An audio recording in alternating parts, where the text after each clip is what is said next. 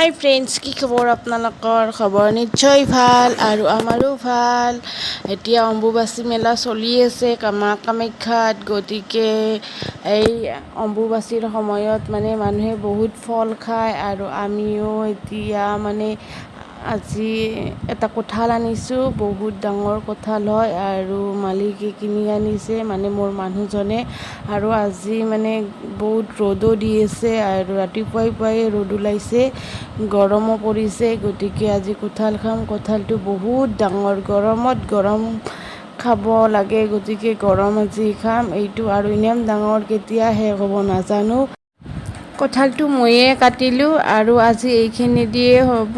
আৰু দেখি মই খাওঁ লাগিছে, ৰ'ব পৰা নাই। গতিকে খাওঁ, বেছি দেৰি নকৰোঁ। বিলাক সৰু, গুটিবিলাক ডাঙৰ আৰু কঁঠালটো বহুত ডাঙৰ। কি বেয়া পালো নাই, কঁঠালটো ডাঙৰতে চাই কুকবিলাক ডাঙৰ হ'লে ভাল হয়। কুকবিলাক সৰু লাগে, কু সৰু পিছে হয় নেকি? মই কিন্তু কুটো অলপমান ডাঙৰ হ'লে ভাল পাওঁ।